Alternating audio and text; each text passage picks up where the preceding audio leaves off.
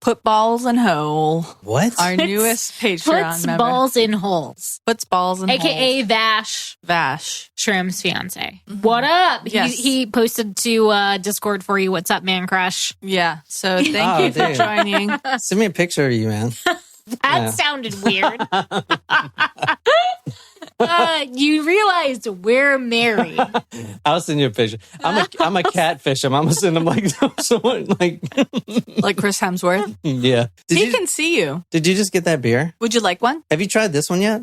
Here, try this one. I'll try that one. Because you want a cold beer? No, just can I have that one first? He is so transparent. I really don't care. I'll drink it if it's warm. I don't care. No, I'm just kidding, Jen. I need to start being nice. Nope, it's fine. If I'll you drink put your mouth on it, I'm done. You already asked for that one, so I'll drink this one. Don't. He likes this beer. I know he does, but he wants a cold beer so he can have a cold beer. And I'm being There's kind. one right there. Yep, I brought you a new one already, but you didn't even notice. You didn't say thank you, and now you have a cold beer, and I drink your half-drinking one. So I just want everyone to know that I am kind. Kind of a bitch. Self-sacrificing. Kind of a bitch. Is that what you think of me? No, he's just being an ass. Oh, I want him to answer the question. Yeah. Okay, that's fair. We have screwdrivers here for the episode. Her instruction. Which means my mom's going to be driving me home. Thanks, Mom. She's shopping right now. We didn't think that she got back safe from the FedEx center. I was like, dang, she got real lost. I was really concerned for a second. But yeah. But she made it somewhere. She did. Somewhere. What if she comes back drunk? Then you're fucked. Because y'all can't stay here. So I put this together for Taro, who was our first donation on the YouTube live. We didn't know that was even a thing, and she was our first donator. So thank you. So thank you. Thank you, Tara. Should we make that a thing? It's a thing. What? We didn't even know it was a thing. No, but I mean, like, as far as being able to take shots. No, because then we'll take like 17. Like people will be. That's okay. It's not okay for our livers. We'll just take what we can tolerate and we'll put them on a list.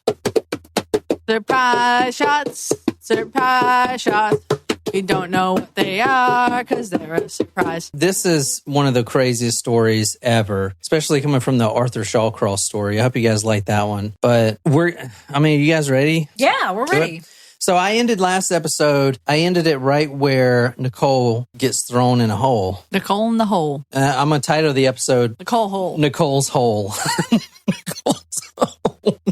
I am the troll, the whole troll. Wasn't that from It's Always Sunny?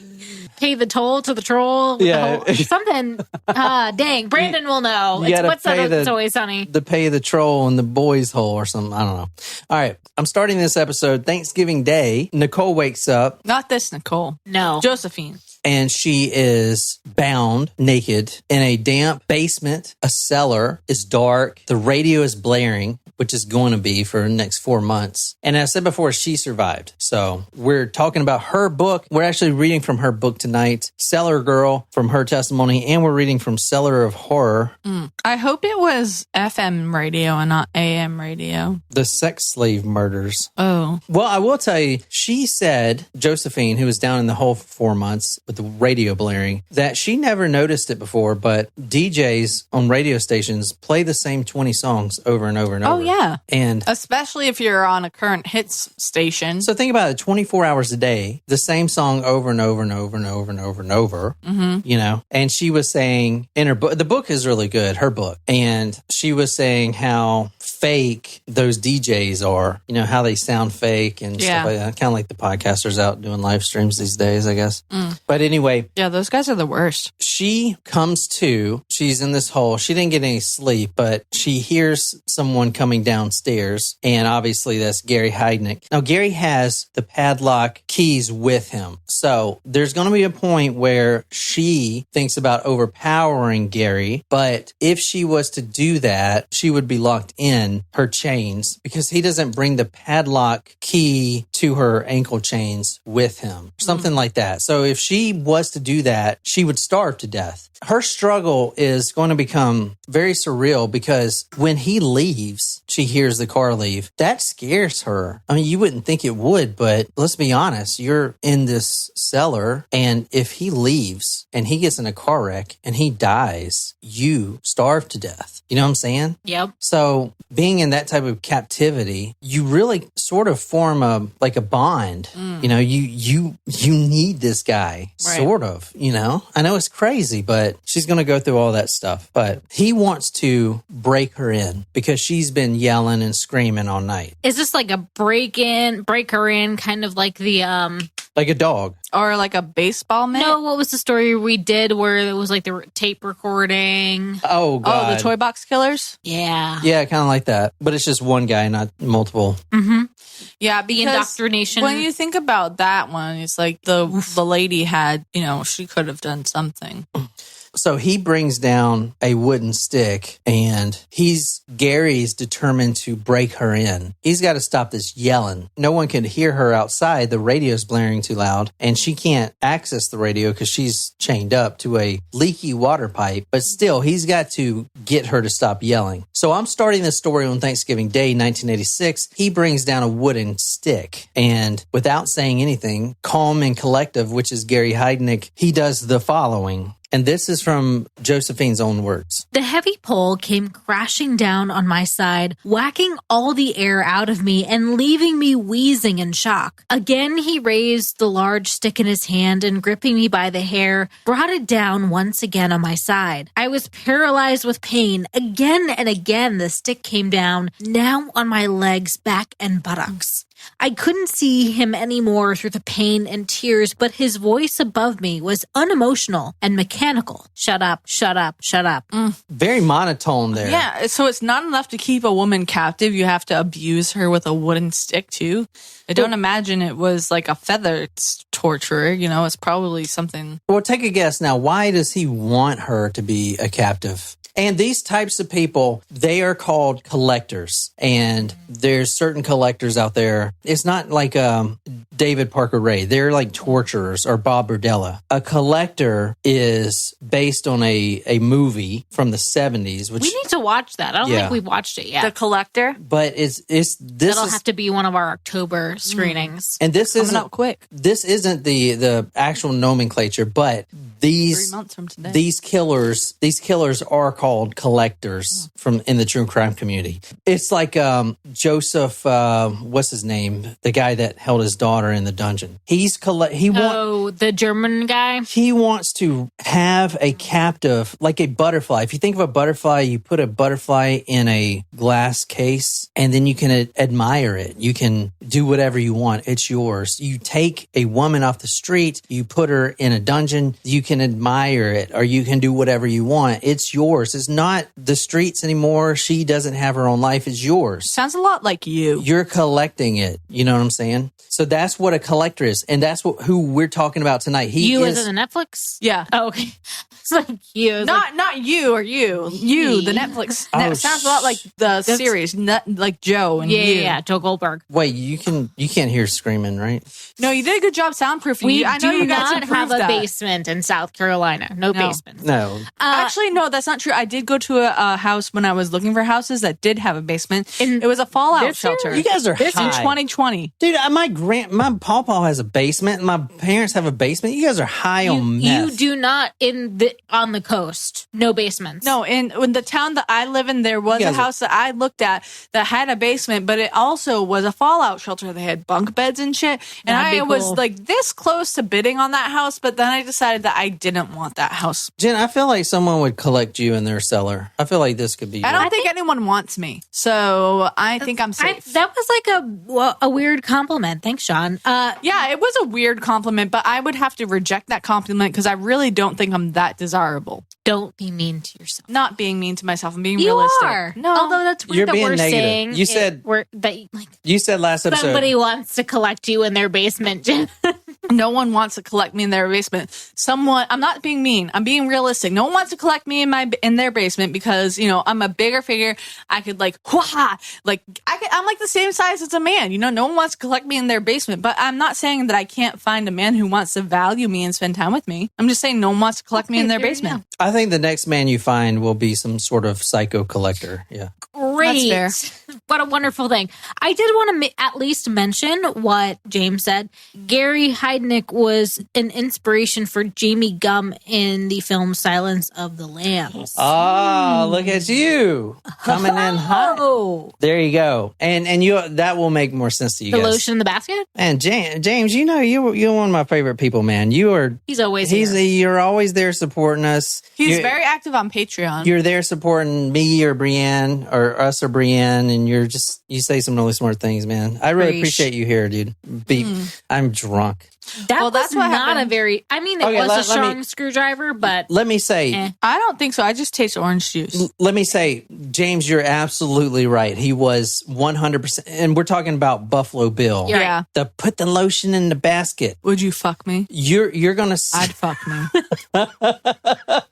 I had one of those moments when I was in Greenville. I was like, you know what? A tuck-in moment?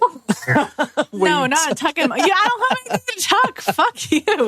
But I was like, you know what? Like, yeah, I am beautiful, okay? You like, are beautiful. That's why God, I don't feel like I would have a collector. I would feel like have someone that values me. Jenna, we're going to do this. You literally said on last episode that you're not going to put negativity in it. I'm not. Nothing that I've said has been negative. It's just you've taken it that way. Let's move on. Okay, move on, Jen. Keep the story going. I'm waiting for you.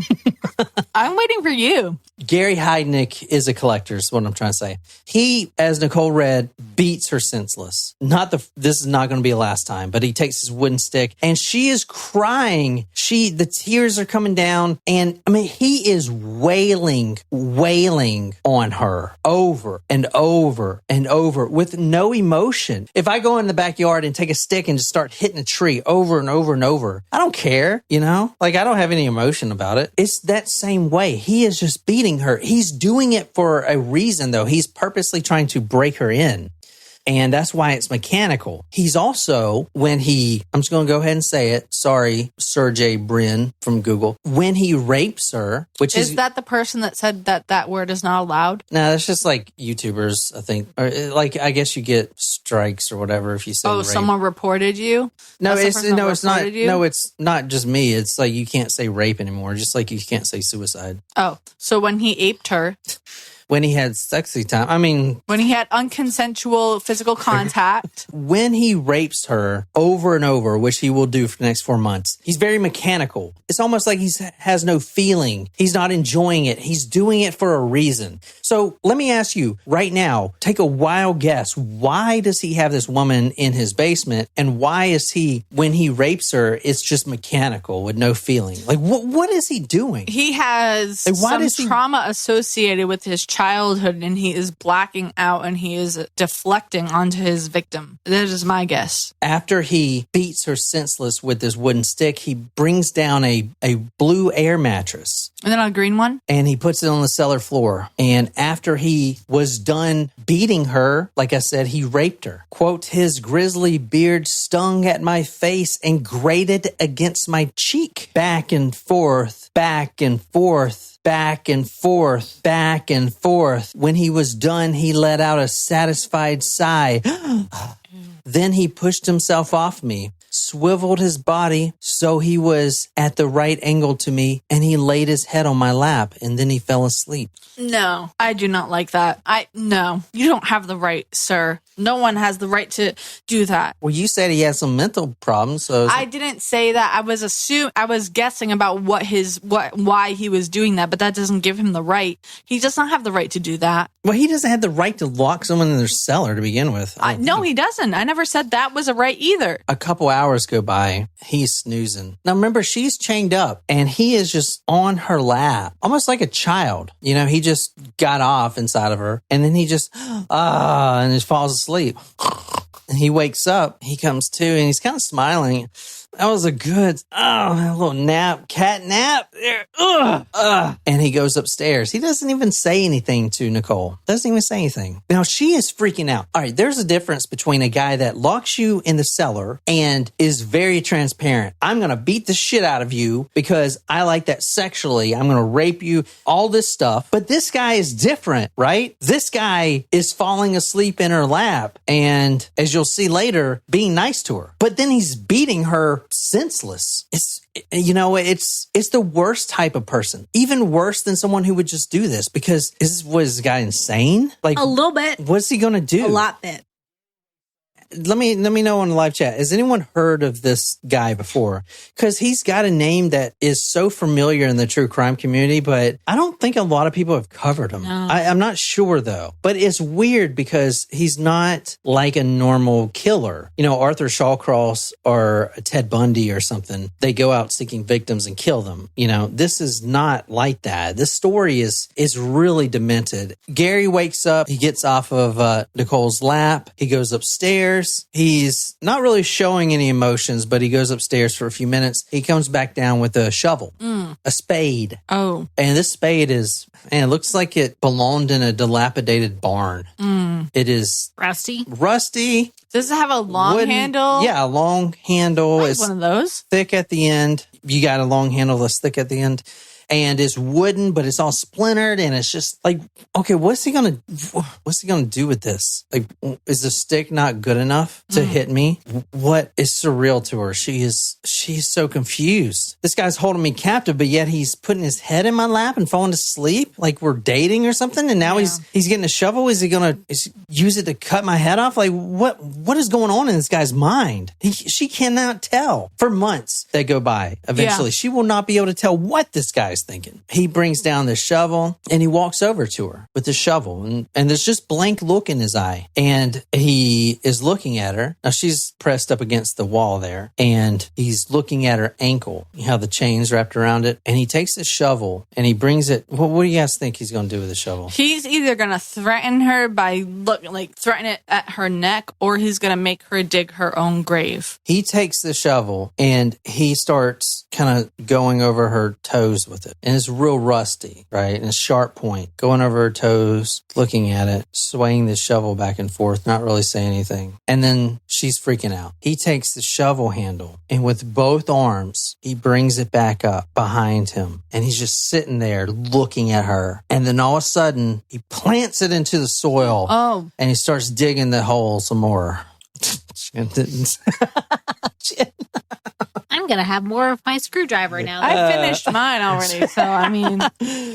I wanted that to freak Jen out. So this is what he's saying. He's digging this hole that he already threw her in. He's going to dig it some more. He's going to make this hole bigger. Why? Why does he care? Is she going to live in there permanently? This is what he's saying while he's digging. Nicole, I brought you here for a reason, he began, the cold steel of the shovel slicing through the damp, gritty earth. It's part of my plan. I want to have kids, you see, lots of them. I got kids already, but the state keeps taking them off me. Well, I got a way now of having kids, so nobody can take them away anymore. You're just the start, Nicole. You're gonna have my baby down here, but not just you. I want to get 10 girls down here so you all can have my children, and then I'll be able to raise my own kids without having anybody interfering. You said you got kids, so I know you can get pregnant. 10 women. I can't even handle one. 10 women, kids. He's starting his own baby factory. Why is he so obsessed with having children? He's got 4 children already from 4 different women. However, they've all been taken from...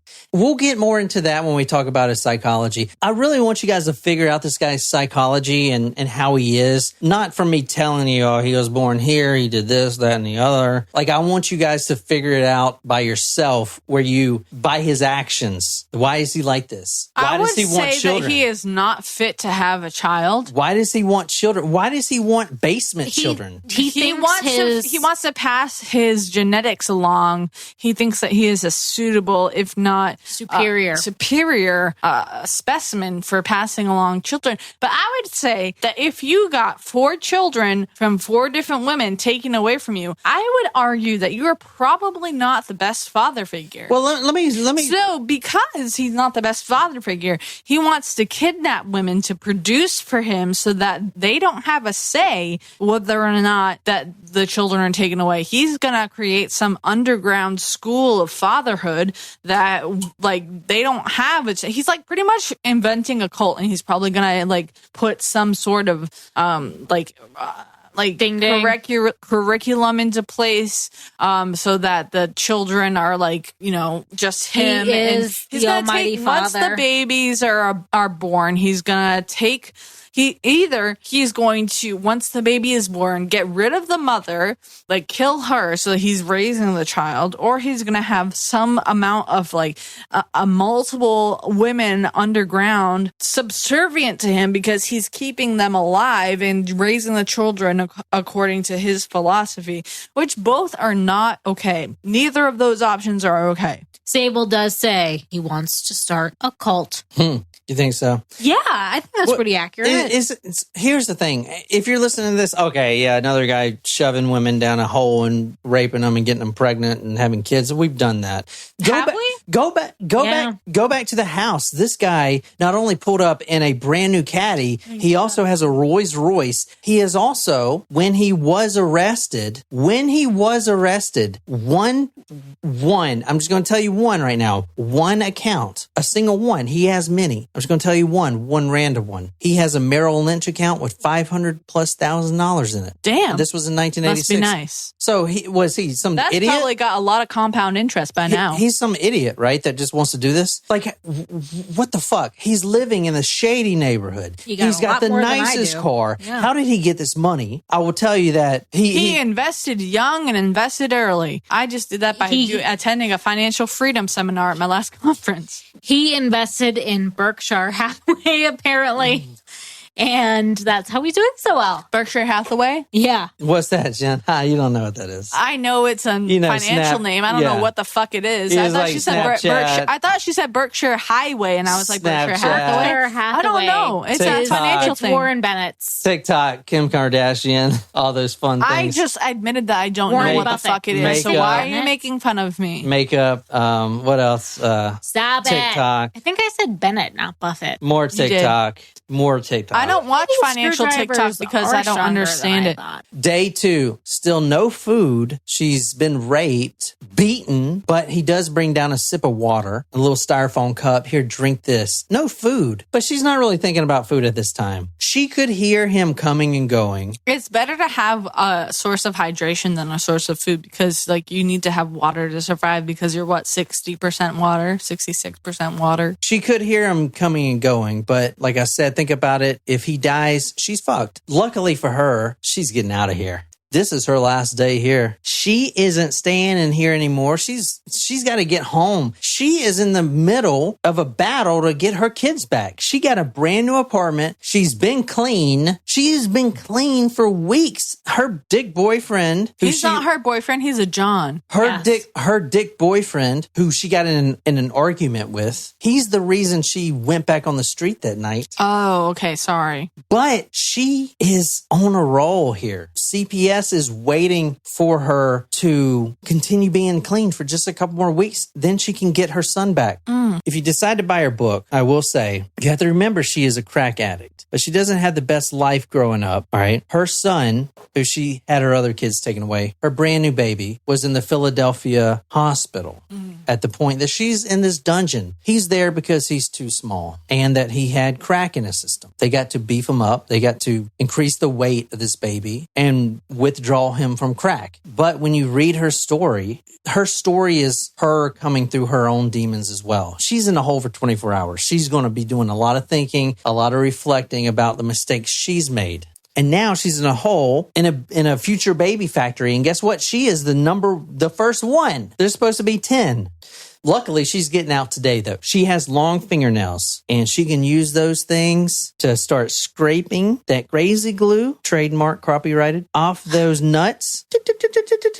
She does that for hours. She is trying to chip off. She's trying to chip off this crazy glue so she can turn those nuts on her ankle chains and she can get free. See, that's something I cannot have long nails. You can't grow nails? I mean, I can grow them. I don't like to. Yeah, I don't like nails. It feels weird.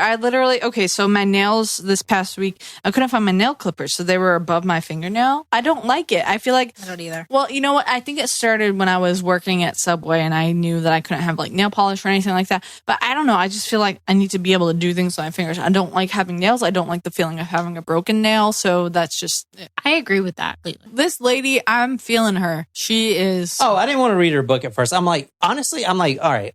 I even told Nicole, it's like, I just got to read this crackhead's book. Because you felt like you had to. But then I started reading it and I was like, all right, I mean, she probably had a ghostwriter, obviously. But fuck, she knew she was a shit bag. She knew that she shouldn't have done that to her kids. Like, she's not backing away from it. Why she's in the hole? She put herself there. And she says it in her book. But she also says, I'm a fighter. I'm going to get out of here. And guess what? She wrote a book. So she makes it out. But other women don't. You know what? I like that, though, that, you know, she had some addiction problems and she was forced to be without that addiction while she was in the hole. She already had children. And, you know, was her being addicted to crack a good life decision for her? No, but maybe she felt like she didn't have a choice. And then she had that addiction and she fought through it and she dealt with this guy's abuse and got through it at the end. She's a survivor, you said. So, you know, just because she had an addiction problem doesn't make her a bad person. It just means that she had a struggle. Everyone has their struggles. Everyone has their struggles. Yeah. And could you really blame her? Josephine, a.k.a. Nicole, she's in this hole. Yeah, she put herself there for her bad choices. But can you really blame her? You know, she can't really remember this because she was only 6 months old, but her mother walked out on her and her siblings. I don't mean walked out like, okay, I'm giving you to your grandparents. I mean walked out of the apartment and left them there. The oldest of her siblings was not even 2 years old. Her siblings or her children? Her biological mother walked out of their apartment and left 3 kids, the oldest being not even 2 years old, there. Just walked out and left the state. That's hard to recover from. She was starving. That's almost impossible to recover from if you're under 2. At 6 months old, she was left by her mother with no food for days. Her and her siblings for days. Luckily, a neighbor, since it's an apartment, got a little worried because there's like this constant baby crying. Let's call the police. The mother was never arrested, but Nicole never saw her mother again. She had a foster mother who she loves, and that's who she claims is her real mother and did take care of her. But yeah, I mean, you can say she had a pretty rough start. She started crack at 14. I mean, this was the crack epidemic. We're in Philadelphia. This is when the crack epidemic was blossoming. So at 14, hey, let's go smoke some weed. I was 14. Yeah, sure. I'll smoke some weed with you, dog. At 14, hey, let's go smoke some crack. For her, because during the crack epidemic, guess what? You get really addicted to crack, you know? So she got really addicted and she's only 26 now. So that was 12 years ago. She's got 3 kids now. And now she's locked in a dungeon, the first cog in a baby factory. I mean, how the fuck do you end up there? She does have a good story. I will say that. It almost reminds me of that scene from Succession where Kendall is. If it's a new episode, don't say it's not a new one. It's from like season 1 or 2 where he like is on his drug kick and then he like is smoking crack with a bunch of people in I don't even remember, Vegas or like New Mexico or something, and they're like, and then Roman comes to get him. This is in early season. Julia and I have been watching Succession. I think it's in like season 2 or 1 or 2. Anyway, the hottest character in that show is the older CFO. I love her. Jerry. I do things to her and her wrinkles.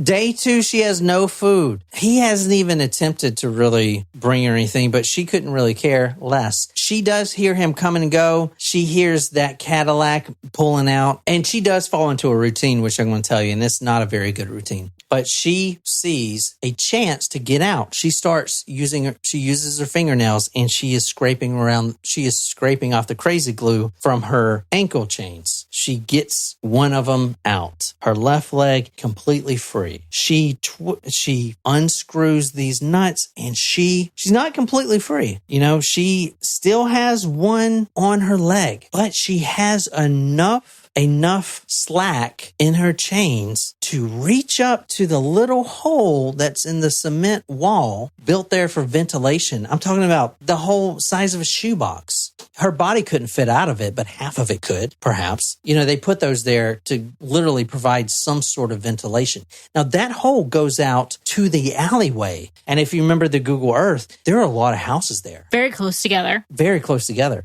All she has to do is to get right at that hole and start screaming, help me, help me, help me. When she does get to that hole, she starts to hear very sort of faintly, but she hears guys in the neighborhood talking. She can hear them, so they can hear her. Even though the radio is blasting, she decides to yell, to scream at the top of her lungs. She's got that one ankle free now. She's home alone. She's at that little hole and she is just belting out like she has never done before. She doesn't care if it ruins her throat forever. She's screaming, help, help, help. She hears those voices, distant voices kind of go silent. They heard me. Oh my God, these people heard me. She doesn't hear anyone coming though. No. So she keeps screaming. Keep going, girl. She's like, you know what? There's a lot of Hispanics in this neighborhood. All right, well, I know Spanish. Ooh. Yo hablo. Por favor, venga y me ayude. She is screaming, screaming, screaming. Help me, help me. There's a maniac. He's got me down here. She has enough slack to get that wooden stick that she's been beaten with. Still has her blood on it. Still has her scar tissue and some of her skin cells on it. She grabs it. She puts it out that hole and she starts just going back and forth. She's actually hitting the wooden fence that you guys saw on Google Earth, that fence between the alley of the two homes. Dang, you think that makes a noise? She's making a lot of noise. A lot of noise. She is actually about to pull the whole fence down, beating it so hard that the whole fence was starting to come down. That's what she says. The men's voices got quiet. They hear her. All they got to do is come rescue her. Or, you know what? I'm not dealing with that, but I'll call the cops. Fuck it, whatever. I must have been out there for 20 minutes screaming myself hoarse, but no one took any notice, and the next thing I knew, I felt a yank on my chain. That yank is Gary. He's back, and he is pissed. He could hear it. The neighbors could hear it. Those guys that she was hearing that stopped talking, they heard it. He is furious. He goes downstairs, and he starts reeling her in like a catfish, the biggest catfish he just caught on a line. Get over here. Like Scorpion from Mortal Kombat. Get over here. Just reeling her in. She has her arms outside of that little air vent hole. She ain't going nowhere. She gonna stay and she gonna fight and she's gonna keep screaming. But he is just determined. So now her body is stretching out. Must feel good for a little bit. But how strong is this guy? He's pretty strong. He can pull pretty hard.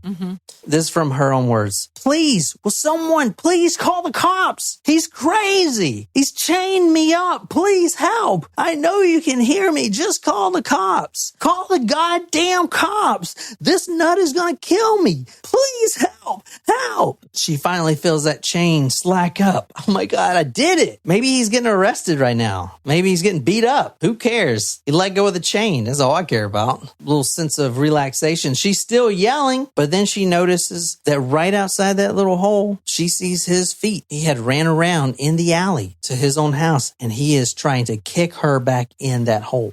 He can't pull her in with the chain, apparently, so he's going to kick her in. Without saying a word, he tried to push me back into the hole, but I fought him and he couldn't get a hold of my limbs to push them back in. We were scuffling in his backyard, a naked woman on the ground with one leg chained inside the house. It was broad daylight, and still nobody responded. He's kicking her to get back in. No one's coming to help. This is noon. There are people driving, walking. I mean, you saw the neighborhood. Dude, what? He runs back into the basement. He starts pulling again, but this time he has this fervor. He is going to pull with an intensity that is coming up from the pits of hell. He's going to, no matter what, either pull her leg straight from her socket or pull her back in from the window.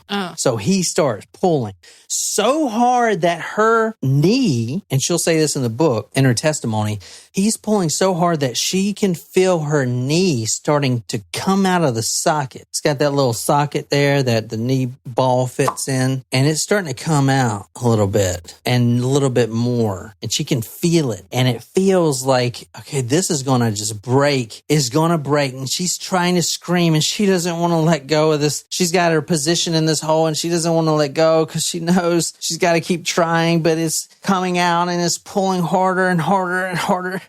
And then finally, her knee or her hip? Her knee and her hip. He's pulling so hard that it's going to break everything. So she finally relents and she's back there on the floor. He is right there with her, wooden stick in hand, wailing on her. On her face, her eyes are swelled shut. She is beaten so hard and thrown in the hole, and days go by. That's her punishment, in the hole.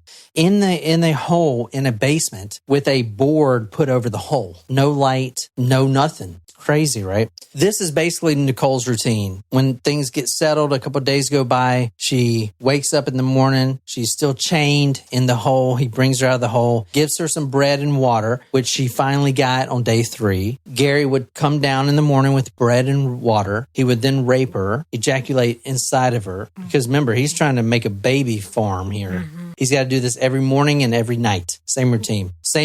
But how would he know if he impregnated her? Is he giving her a pregnancy test every day, or? Well, I'll tell you why. Because he's going to have more people down here. But he's going to start tracking their periods. Right. So, so did he start assaulting her after he realized where her period was, or did he start assaulting her right away in hopes of impregnating her? He's going to... Not that it matters. He's still assaulting her. He's going to rape her every day until she's pregnant, until he sees a baby bump. And then he can stop, because he's only there for one thing. He's making a baby factory. So he would come down in the morning with bread and water, rape her, and then take that shovel and start digging again. Because he's got to get 10 women down there. He needs a big-ass hole, right? And then eventually, while she's tied up, he would leave. And she would hear him leave, and he would put her in the hole. One day, day 5, Nicole hears Gary's car come back, and he's yelling. He's screaming. He's upset. He is just irate. But he's not yelling at her. He's upstairs. She can hear all this. What the fuck? What is he yelling about? Is he yelling to himself? He's talking to himself. He's mumbling. He's yelling, going on and off. He starts crying at one point. She hears all this crying. What a fucking maniac. What the fuck is this guy going to do? All of a sudden, the door opens to the basement. He walks down. She hears the footsteps, but he has something in his left arm that he is gripping ever so tightly. It's a naked black woman, and he is dragging her downstairs. Sandra, Nicole. Nicole, this is Sandra, he said, as if introducing a pair of strangers at a dinner party. I looked at the poor girl, naked and shivering, obviously confused and scared as hell. Do you think she's going to make it out?